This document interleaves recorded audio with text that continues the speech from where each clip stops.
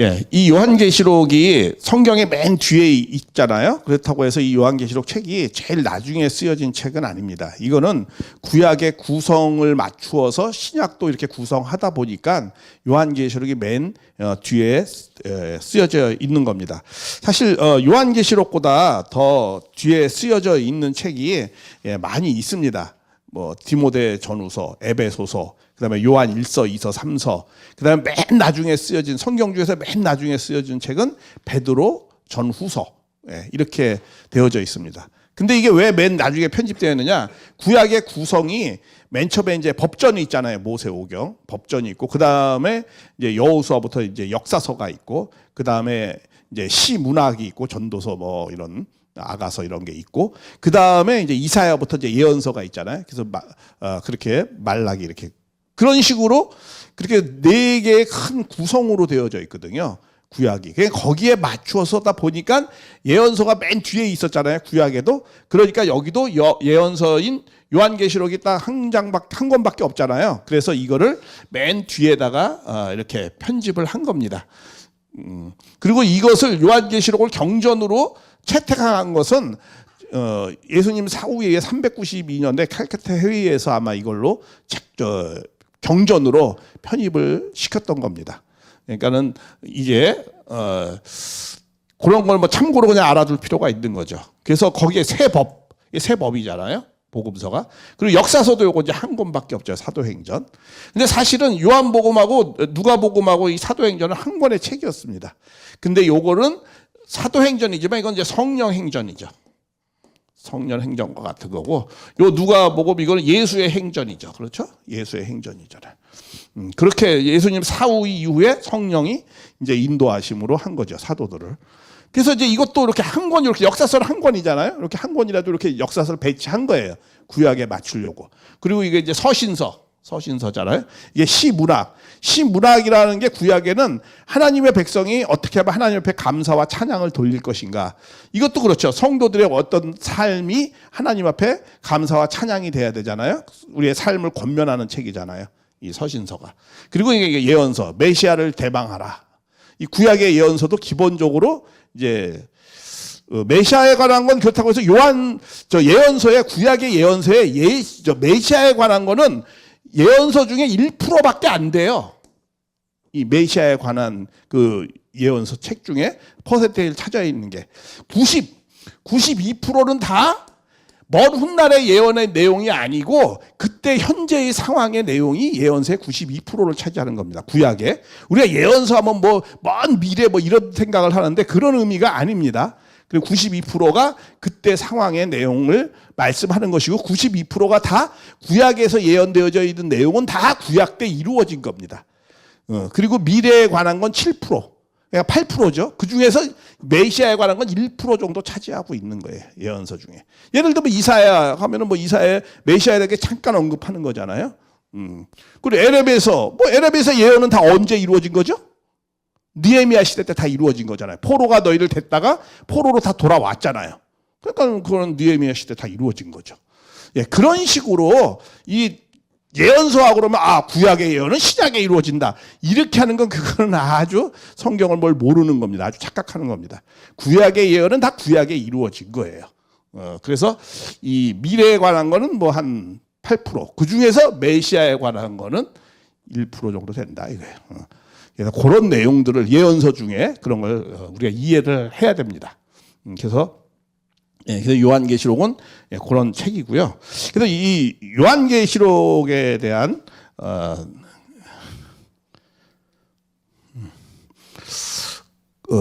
그리고 우리가 다 했던 거기 때문에 그리고 이제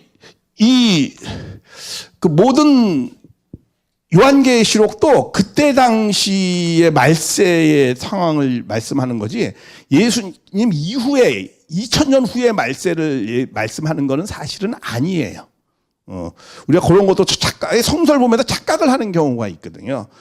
이 요한계시록을 썼는데 그걸 받아봐야 되는 수신자가 요한계시록은 서간문이잖아요. 편지글이잖아요. 그럼 그 편지를 받아보는 사람이 지금의 이 시대 2000년 지난 다음에 우리가 받아보라고 쓴 거예요? 아니면은 그때 1차 수신자인 초대교인이 받아보라고 쓴 거예요. 초대교인이 받아보라고 쓴 거죠. 그렇기 때문에 그 초대교인 그때 상황이 말세에 처한 상황이었어요. 진짜 그랬나? 베드로도 뭐라고 말씀했어요? 이렇게 말씀했죠. 베드로전서에. 예수님 때가 말세였어요. 오신 게. 그래서 뭐라고 말씀하셨어요? 자, 창세서부터 미리 알리신 바 되나 너희에게 이 말세, 그쵸? 이 말세를 만나고 있잖아요. 그 베드로가. 그때 상황, 그러니까 요한계시록도 그때 상황의 말세를 얘기하는 것이지 2000년 후의 말세를 얘기하는 것은 아니에요. 그런데 우리가 섭리적인 어떤 동시성, 나중에 그런 걸 자세히 배우겠지만 그런 거에서 상황에서 이제 그때 그 역사를 지금의 역사로 조명을 해볼 수는 있는 거죠. 그래서 교훈을 받는 것이지 어떤 수신자는 초대교인이고 그때 상황이 말세적 상황이었어요. 그래서 베드로도 그때 말세라고 했고 또 히브리서에도 그렇죠. 이 모든 마지막 날에 그렇죠. 마지막 날에 뭐예요? 우리 아들에게 우리에게 말씀하신 이 아들을 뭐라고 하세요? 예수님을 만유 형자로 세우시고 모든 세계를 지으셨느라. 그러니까 뭐라고 하세요? 이 마지막에 지금 이 마지막 자기네 지금 마지막 때를 경험하고 있는 거예요. 그러니까는 이 성경의 말씀의 이 내용은 초대교회 사람들은 그 말세적 상황을 지금 맞이하면서 생활하고 있는 겁니다. 그래서 항상 현세가 말세예요. 그때 당시도 그때 현세가 말세고 그런 상황을 우리가 그러니까 우리가 신앙을 할 때 왜 그러냐면 종말론적 신앙 삶을 살아라 이런 뜻의 권면의 말씀이 있는 겁니다. 이 안에는. 그래서 그런 내용도 우리가 좀 참고로 이렇게 이해를 할 필요가 있습니다. 요한계시록을 이해할 때. 그리고 이제 저자에 대한 이해도 저번에 말씀을 드렸습니다. 사도 요한의 는 이제 예수님과 이종 사촌간이고 이 예수님의 어머니 마리아와 살로메는 친자매 관계입니다. 그리고 세례 요한하고 사도 요한도 이제 사촌 관계가 있습니다. 뭐 그런 내용들이 있고요. 그리고 우리는 이제 사도 요한 하면은 어떻게 사랑의 사도라고 말씀하잖아요. 근데 사실은 사도 요한은 이 뱃일 하던 사람이에요. 젊었을 때는. 갈릴리 그쪽에 있기 때문에 그런 사람이 거칠잖아요, 성격이. 그래서 굉장히 사도 요한은 아주 거친 성격이었고 그리고 성격이 그리고 또 아주 그 야망도 크고 그랬던 사람이에요. 그래서 예수님 때 그러잖아요. 하나님 나라가 되면 오른편에는 누가 앉고 왼편에는 누가 앉습니까? 뭐 내가 좀 앉아야 되지 않습니까? 뭐 이거 그런 아주 사심이 좀 있었던 사람이고 또 이 사마리아 전도 여행 나갈 때 이게 막 예수님 복음을 안 받아들이니까 예수님 저 하늘에 불을 내리게 해서 저 마을을 다 불살라 버리죠. 뭐 이렇게 이제 하는 그런 굉장히 과격한 사람이에요. 그런데 예수님을 만나고 한 50년 된 다음에 이게 이제 요한 1서, 2서, 3서를 말년에 썼거든요. 그리고 그분이 아주 그 사랑 얘기만 하시다가 가셨어요. 눈도 잘 안 보이고 왜냐하면 유일하게 예수님 제자 중에서 자연사한 사람이거든요. 대부분은 다 일찍 다 죽었는데 마지막 유일하게 그런 분이셨고 그리고 성격이 아주 온유하면서 사랑에 자애로운 사람이 됐어요. 그러니까는 우리도 말씀을 들으면은 이렇게 가슴에 다 두고 또 삶을 통해서 그렇게 해서 아주 훌륭한 인격자가 된 거죠. 말씀이 이렇게 이제 내려오잖아요.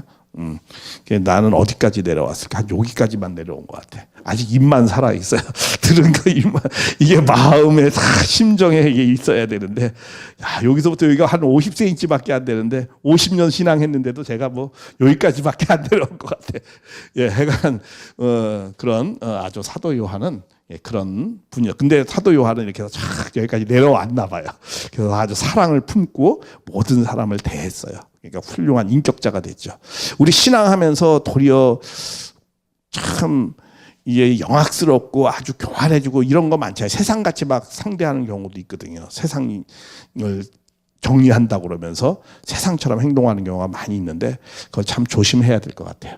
이 사도 요한은 아주 그런 분입니다. 그리고 성경을 처음엔 잘 몰랐죠. 근데 예수님을 변증해야 되고 복음을 전해야 하다 보니까 구약을 많이 공부해야 되잖아요. 그래서 나중에는 성경에 대한 아주 해박한 내용을 갖고 있었던 것 같아요. 왜 그러냐면 이 요한계시록이 이게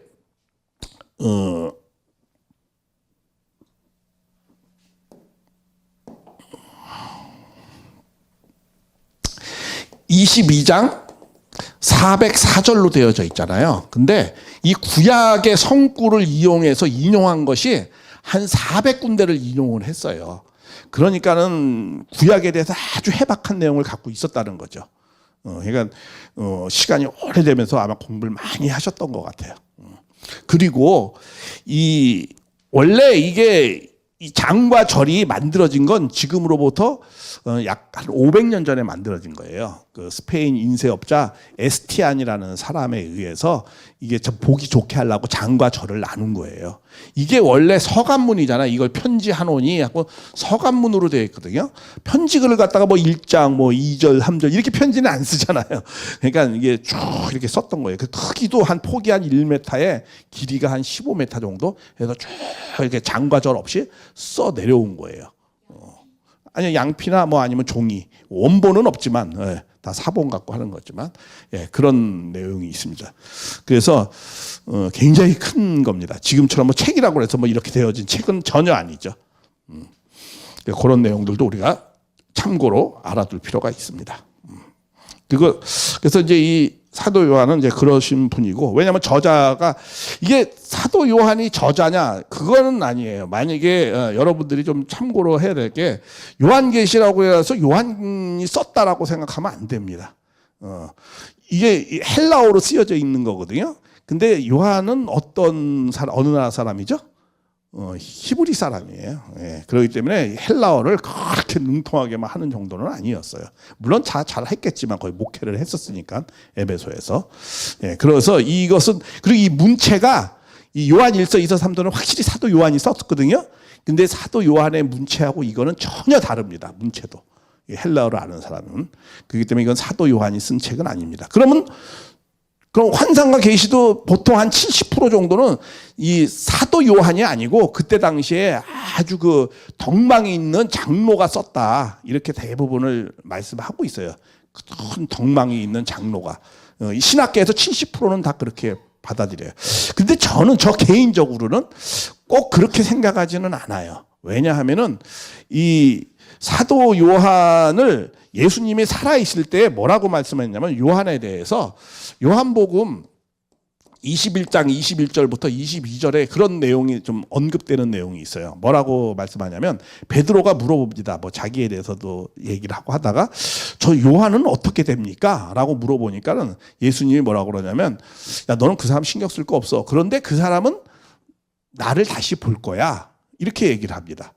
그러니까 그런 말씀을, 이 내용을 한 것도 봐서 그것도 유일하게 제일 오래 살았고, 그러기 때문에 환상을 통한 계시를 받은 것은 사도 요한이 받았지만 나이가 그때 85세가 넘거든요. 뭐 앞도 안 보이고 뭐 이런 분이 어떻게 글을 쓰겠어요, 쉽게.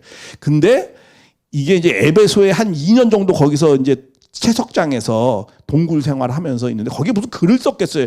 이 종이가 얼마나 비싼데, 이 집 한 채 값인데. 그러니까 아무것도 없는 곳에서 뭘 썼겠어요. 그냥 환상과 계시를 받은 걸 달 어디다 뭐 돌로 글로 써서 메모했던 뭐 중요한 걸 포인트 있게 해놓고 계속 그걸 기억하고 있다가 돌아와가지고, 야 내가 예수님을 만났다. 그래서 이 너무 감격스러운 내용을 이제 쭉 설명을 했겠죠. 그러면 그 에베소에 그 제자들이 쭉 있었을 거 아니에요. 그러면 그 제자들이 그거를 이렇게 정리해가지고 그 사도 요한이 받은 감격을 그 초대교인하고 같이 잘 공유하려고 했겠죠.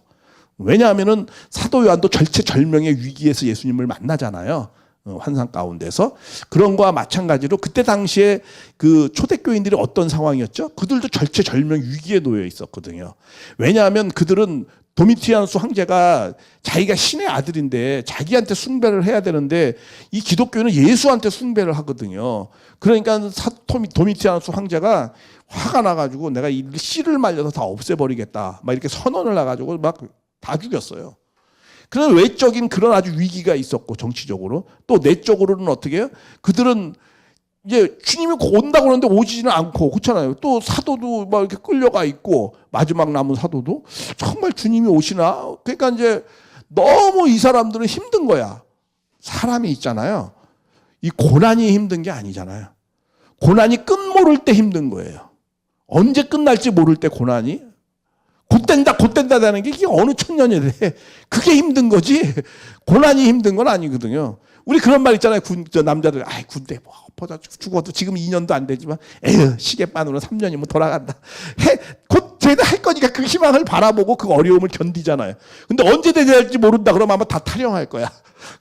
마찬가지로, 이런 너무 고난이 심하니까 그러니까 뭐예요? 이제 세상화되고, 타락화되고, 내적으로 분열이 일어나고, 막 그렇게 많은 막 영지주의자들이 막 퍼져지고, 그때 당에.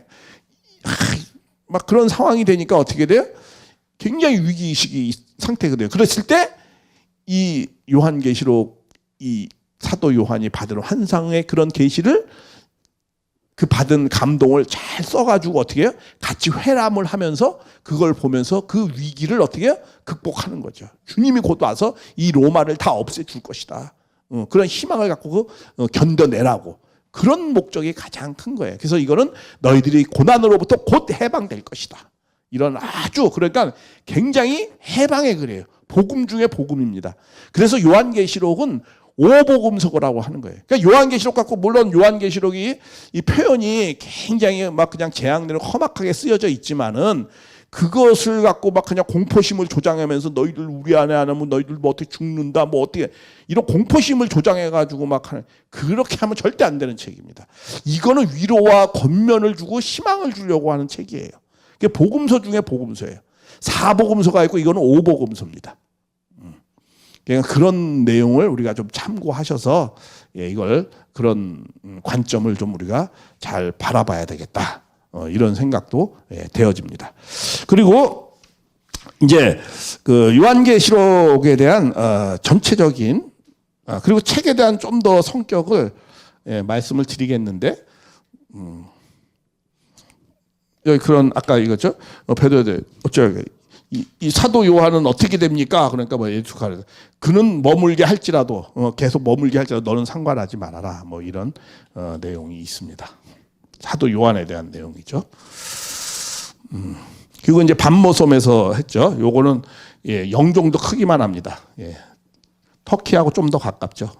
그리고 정치적 상황, 종교적 상황이 이랬고, 그리고 이거는 장르를 보면은 세 가지 형태가 있어요. 요한계시록의 장르는 세 가지 형태인데 하나는 이렇게 묵시적인 내용이 있고 또 이 예언서적인 내용이 있고 또 서신서의 그런 형식을 갖고 있습니다. 그 장르가. 이 묵시 장르는 이거는 이제 어떤 때 쓰여졌냐면 알렉산더 대왕이 굉장히 핍박을 하거든요. 그리고 그 이제 히람 문화화 시키려고 다 했었어요. 그때 당시에. 그러니까 거기에서 그 저항을 하는 그런 저항 문학이에요, 이건. 그래가지고 그걸 그대로 말하기 힘드니까 비유와 상징으로 많이 쓴 거예요. 그래서 묵시 문학 계시라고 하는데 묵시록이라고 하는데 이게 그래서 묵시는 이건 비유와 상징이 많이 있습니다. 근데 이거는 또 비유와 상징이 있다고 그럼 다 비유냐? 그건 아니에요. 이거는 아까 서신서라고 그랬잖아요. 그렇죠? 편지글을 써서 이렇게 회람해서 본 서신서 형식으로 쓰여 있어요. 그렇기 때문에 서신서를 다 비유와 상징으로 씁니까? 그건 아니죠. 그렇게 하죠. 사실대로 쓰는 게 많지요, 또.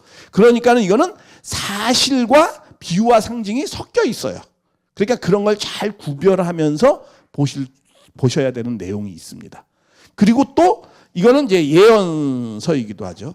예언서라고 그러면 우리는 제가 저번에 몇 번 말씀했어요. 조금 이따가 또 얘기할 건데 예언은 이런 예언이 있어요, 물론. 이렇게. 미리 예자 예언, 그렇죠? 미리 말씀하신다라는 예자가 있고 또 이런 예자가 있습니다. 맡긴다라는 맡긴다. 이런 의미가 있어요. 맡길 예자. 근데 요한계시록은 이 두 개가 다 들어 있습니다. 그런데 여기에 포초점이 맞춰져 있다는 걸 아셔야 되는 거예요. 그리고 구약에도 다 여기에 초점이 맞춰져 있다고 그랬어요. 제가 그랬죠. 예언서가 지금의 상황을 얘기한다고 그랬죠. 92%가. 그게 뭐냐 하면은 이 예언이라는 말은 먼 훗날 뭘 얘기한다라는 그런 의미보다는 이 하나님의 말씀을 받은 자들이 현재의 상황을 위로하고 권면하고 그런 책이에요. 그러니까 그런 내용의 관점이 많이 있다는 거예요. 요한계시록도.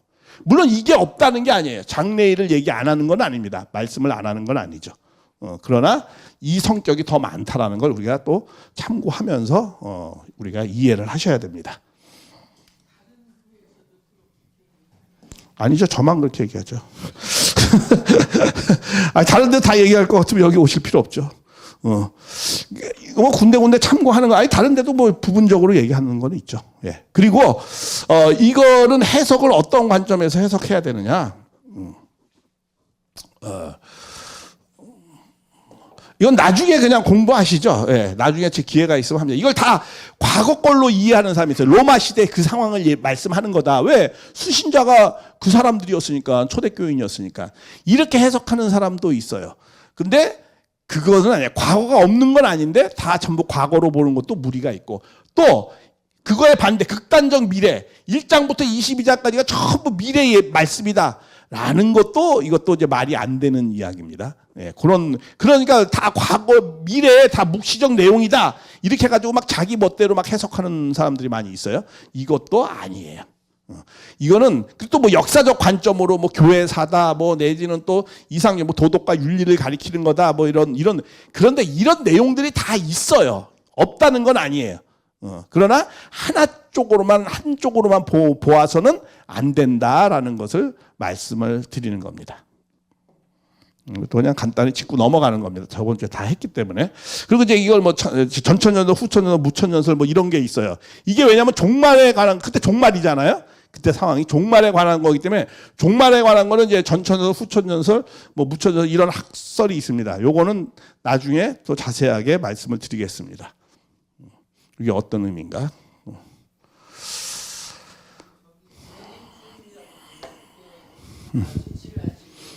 뭐 그렇게도 생각하고 뭐 각자 뭐 많이 있죠.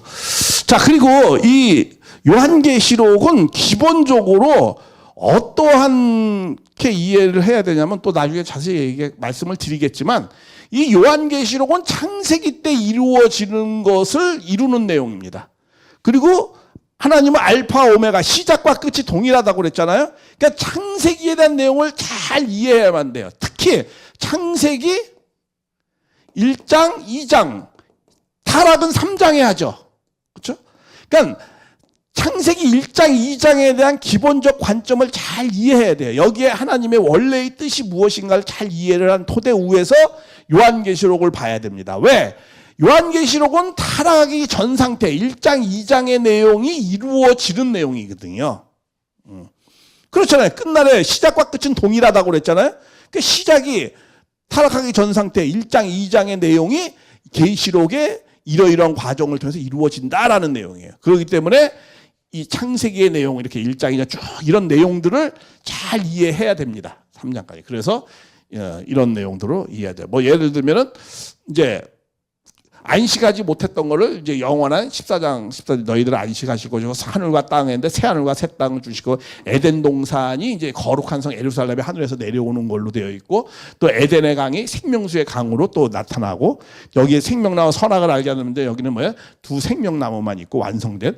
그다음에 여기는 아담과 해와가 원래 결혼해야 되잖아요. 그렇죠? 그러니까 그것을 못한 거를 아담과 해와, 후아담과 같은 아담과 신부, 아내라고, 이걸 아내, 신부. 이걸 자꾸 교회로 해석하는데 그건 틀린 말이에요.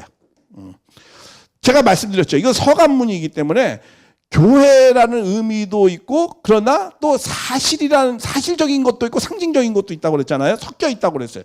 이거는 사실적인 내용이에요. 상징적인 내용이 아니에요. 이런 거 있죠.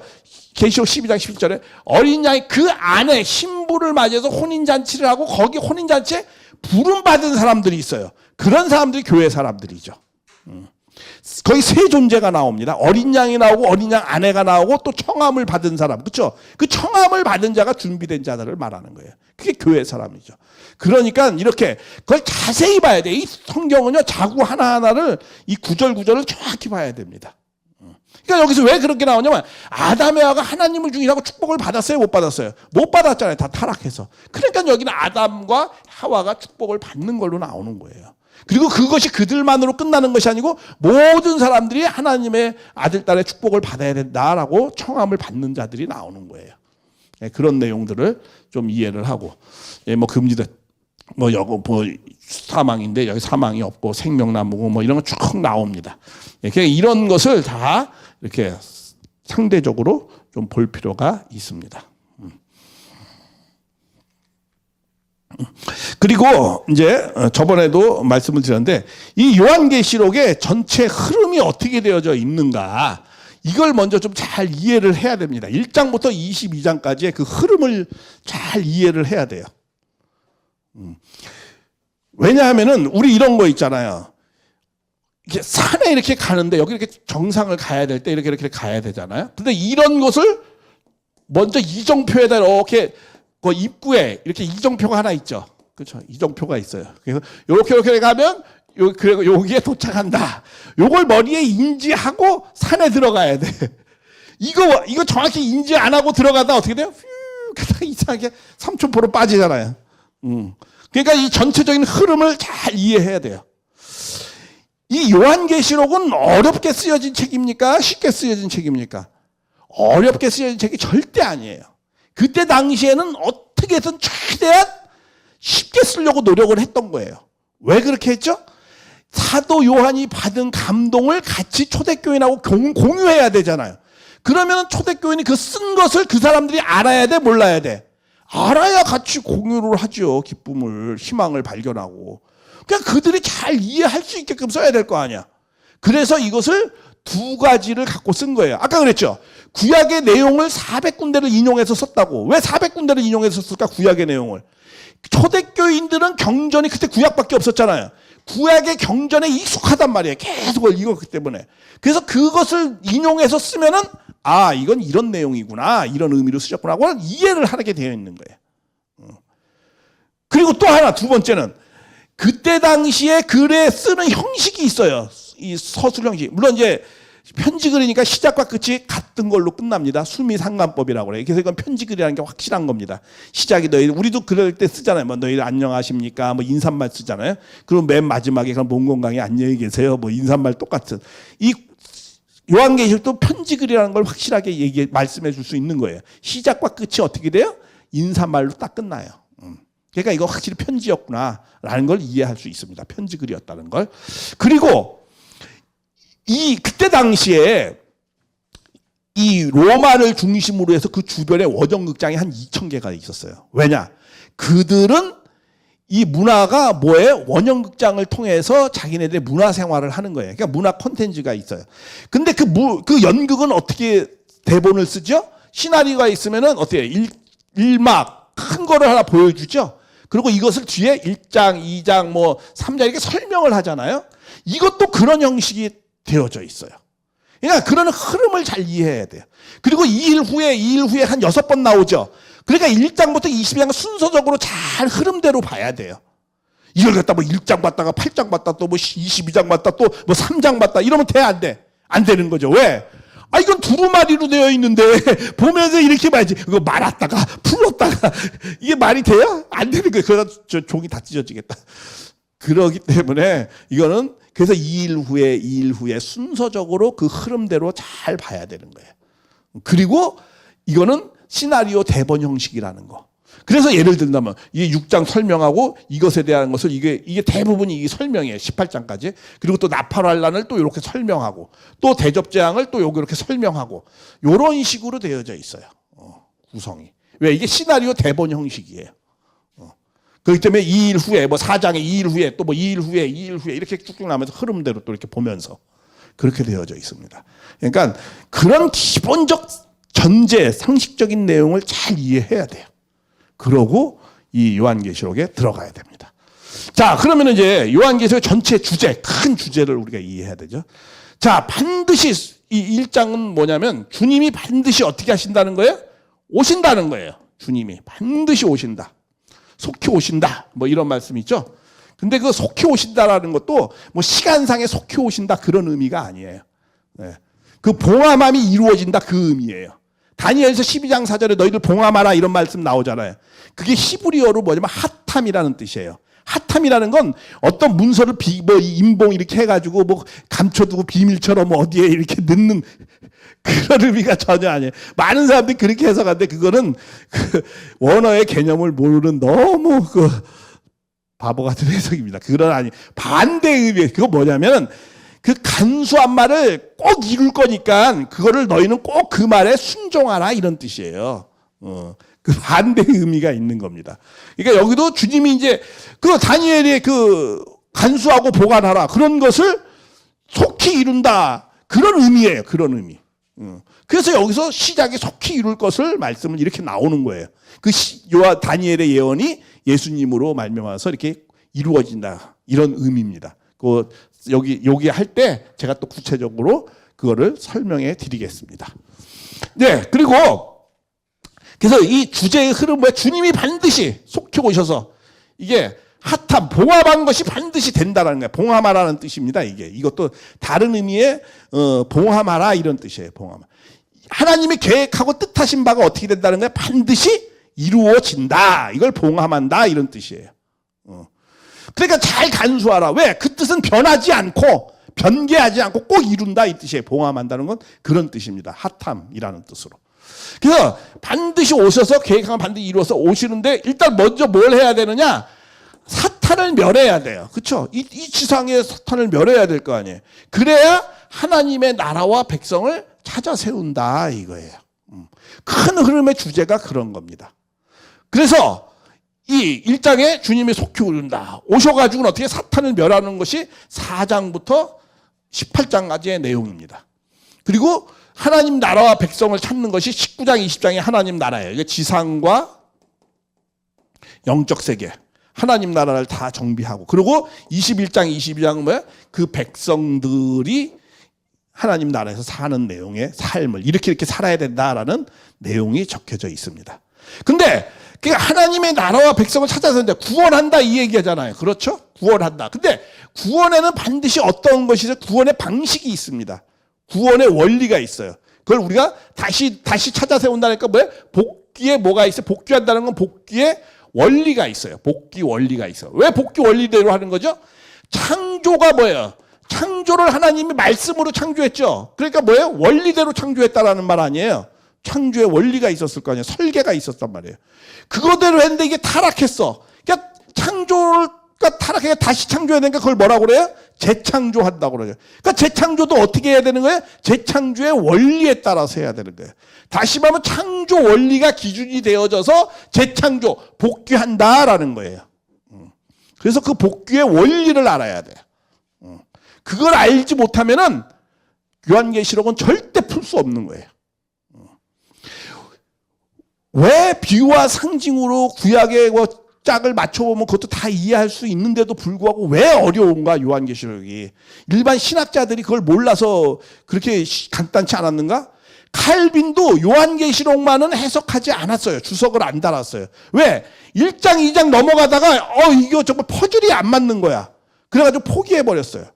그래서 장로교는 자기네 제 스승이 요한계시록을 함부로 터치 안 했는데 밑에 제자들이 함부로 막 이렇게 얘기할 수 없잖아요. 그러니까 이걸 함부로 해석하지 않는 거예요.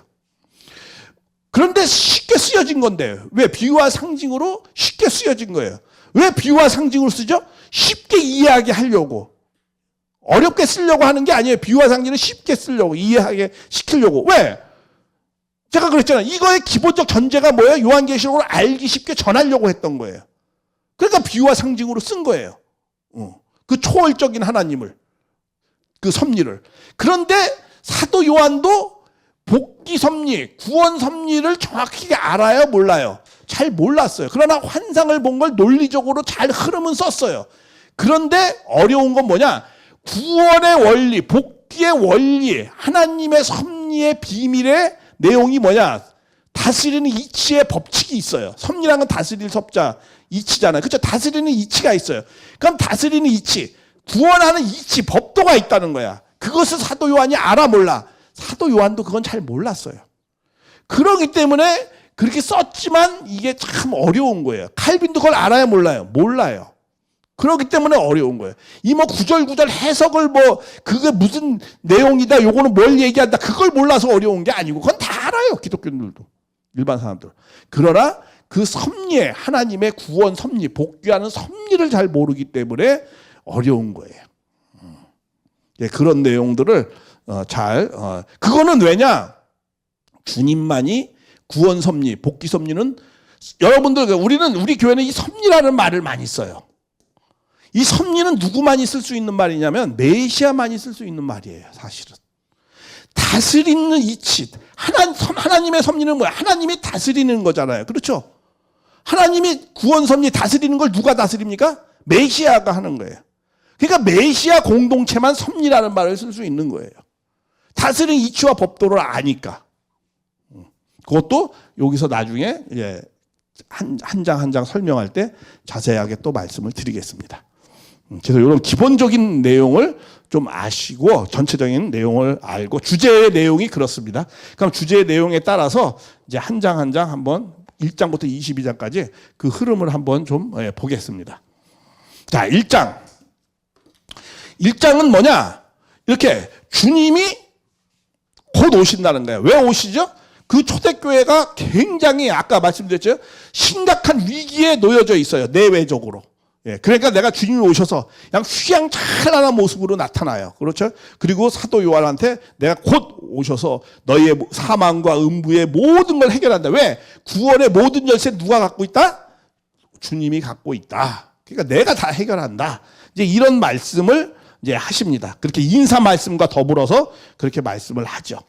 자, 그리고 이제 그럼 2장 3장은 뭐냐? 2장 3장은 7교회가 나옵니다. 이 성경에 보면은 이 요한계시록에 이 숫자가 많이 나옵니다. 이 수가 많이 나와요. 왜 수가 많이 나오죠?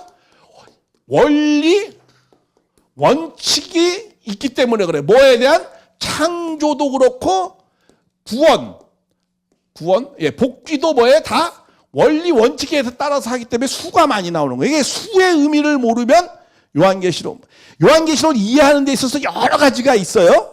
뭐 이게 어떤 뭐 형식으로 있느냐 뭐 여러 가지가 있지만 그 중에서 또 하나가 중요한 게 뭐예요? 수에 대한 의미를 잘 알아야 돼요.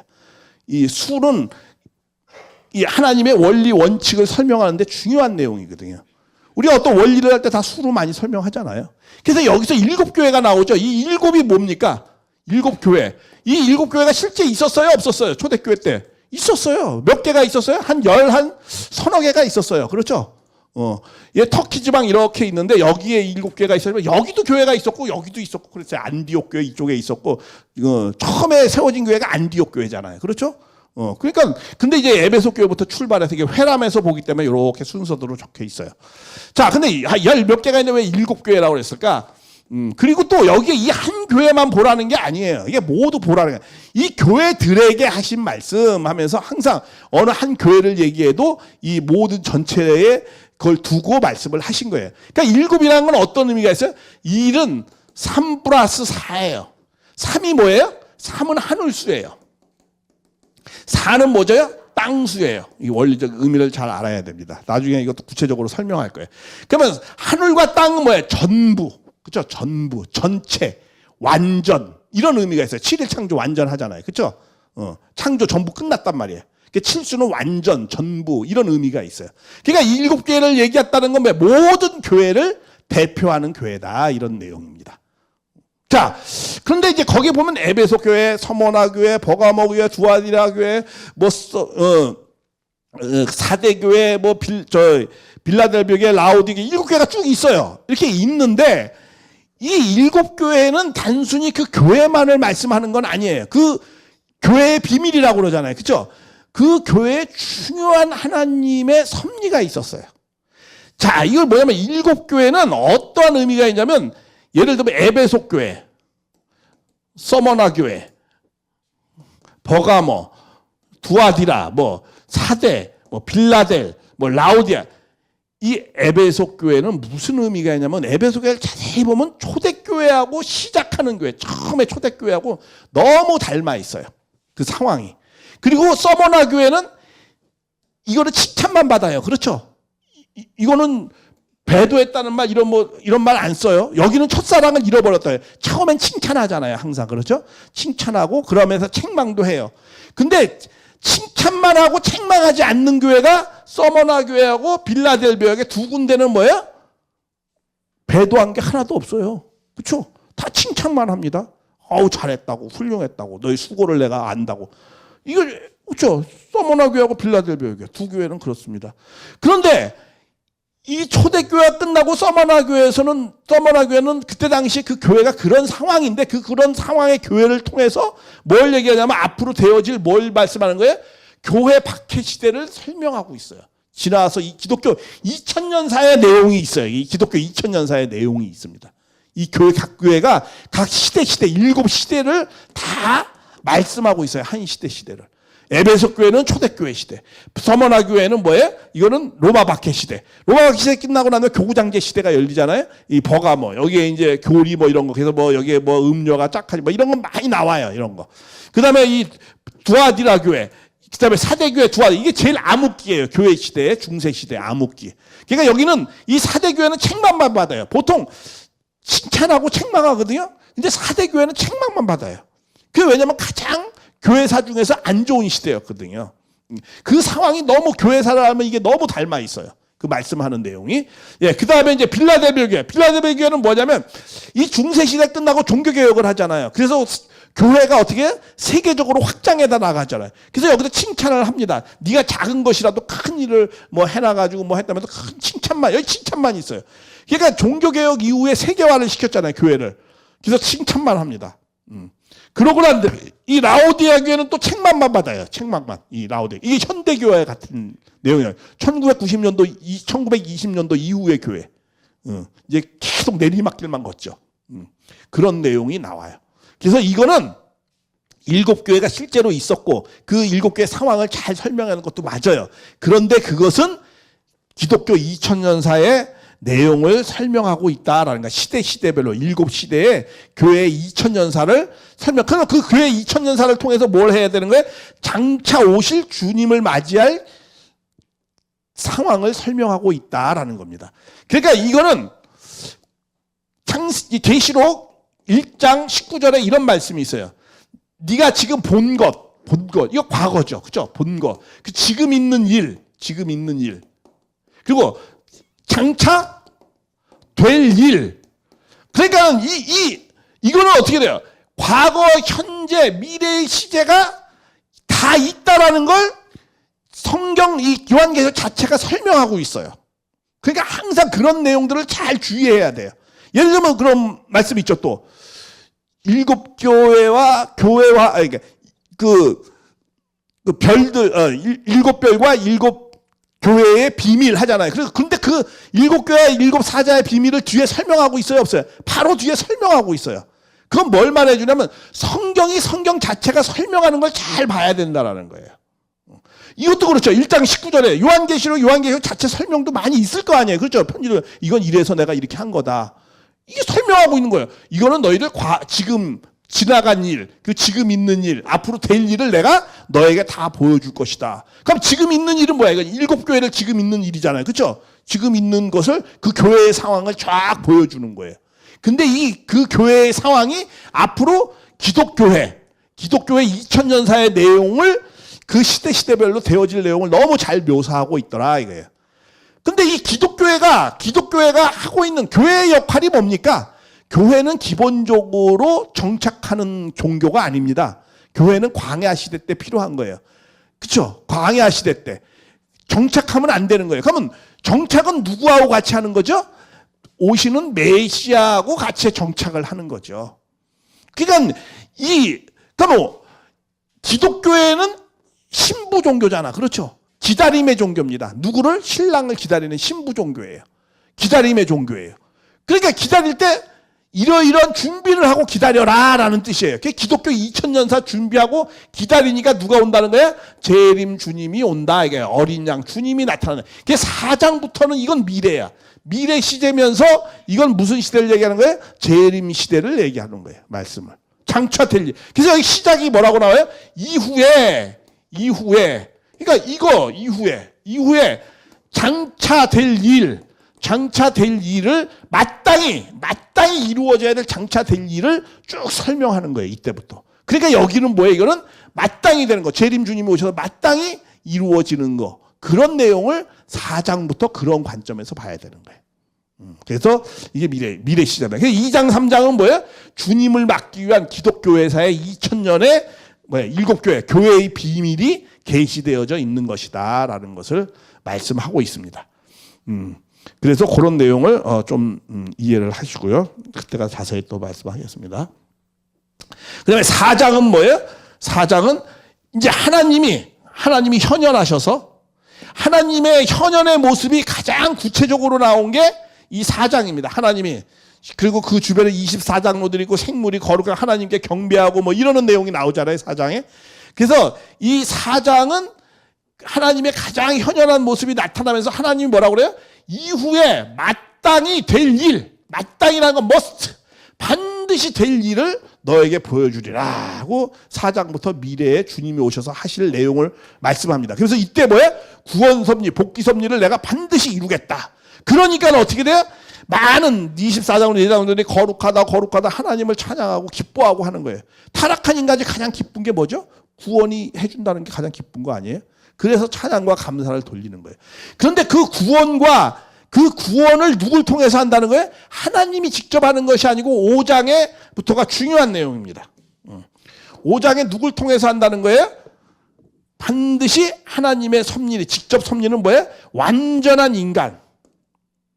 온전한 인간이 이게 누구예요? 이게 메시아죠. 그렇죠? 하나님의 섭리를 누가 한다는 거예요? 왜? 온전하신 하나님은 온전한 인간을 통해서 하는 거죠. 그걸 갖다 뭐라고 그래요? 그래서 메시아가 통해서 하나님이 한다 이거예요. 이게 무슨 말이냐면 이런 거예요. 자, 인간은 미완성으로부터 출발하죠. 성장 과정을 통해서 완성하는 거죠. 생육하라, 성장하라 이거잖아요. 그러니까 인간을 처음부터 완성된 인간으로 되었어요? 미완성으로 되었어요? 미완성으로 되었죠. 그래서 성장 과정이 뭐야? 창조하신 원리에 따라서, 창조 원리에 따라서 창조 목적인 사랑의 완성을 이루는 거예요. 그러니까 사랑의 완성을 이루니까 혼자서 이룰 수가 없어요. 그러니까 반드시 완성된 남자, 완성된 여자를 통해서 하나님을 중심 삼고 창조 목적을 이루는 거예요. 참가종을. 이게 하나님의 계획했던 목적이에요. 그런데 성장하다가 타락했어요. 그러니까 타락한 인간은 하나님을 상대할 수 있어요? 없어요? 상대할 수 없어요. 왜? 하나님은 온전하신 분이기 때문에 온전한 완성된 인간만을 직접 주관하는 거예요. 섭리적으로. 그럼 미완성기 때는 어떻게 하죠? 미완성기 때는 하나님이 직접 주관하는 게 아니에요. 하나님을 대신한 누가 하는 거죠? 천사가 하는 거예요. 천사가. 그래서 옆에 뱀, 천사장 루시엘이 옆에 있었던 거예요. 그래서 천사는 구원받을 후사를 위하여 섬기라고 보낸 존재예요. 뭘 하고 아담의 영적 성장을 도와주는 존재죠. 그렇게 천사가 하는 역할이 그런 거였어요. 그런데 그냥 천사가 귀중한 존재예요? 인간이 귀중한 존재예요? 인간이 귀중한 존재예요. 하나님은 인간하고 창조 목적을 이루려고 했지 천사는 창조 목적을 이루는 데 있어서 도와주는 존재예요. 그러니까 우리가 뭐 천사를 대단하게 생각하고 하는 건 왜 그런 거예요? 인간의 심령이 그만큼 수준이 낮다는 거예요. 그러면은. 네. 그런데 천사에 대해서 나중에 자세하게 또 설명할 겁니다. 자, 그래서 이렇게 타락한 인간은 하나님을 상대할 수 없어요. 그러니까 하나님도 타락한 인간을 상대할 수 없어요. 하나님은 반드시 누구만을 상대하는 거예요? 완성된 온전한 인간만 일체가 되는 거예요. 일체. 그렇죠? 그러니까 하나님이 내 안에 있고 내가 하나님 안에 있는 거 일체. 그 예수님이 완전하기 때문에 온전하기 때문에. 그러니까 하나님은 그런 인간이 필요한 거예요. 그래야 하나님을 대신해서 타락한 인간을 상대할 수 있는 거예요. 메시아가. 그러니까 하나님은 반드시 누가 필요해요? 메시아가 필요한 거예요. 당신이 직접 주관 못하는 거예요. 그러니까 예수님이 뭐라 했어요? 내가 다 하나님이 뭐라고 그래요? 예수님 말씀했죠. 아버지가 다 누구에게 맡겼다? 아들에게 다 맡기셨다. 이렇게 나오는 거예요. 그러니까 기독교는 중보신앙이에요. 불교는 중보신앙이 아니잖아요. 근데 중보신앙이 맞는 거예요. 창조 원리 원칙을 놓고 볼 때.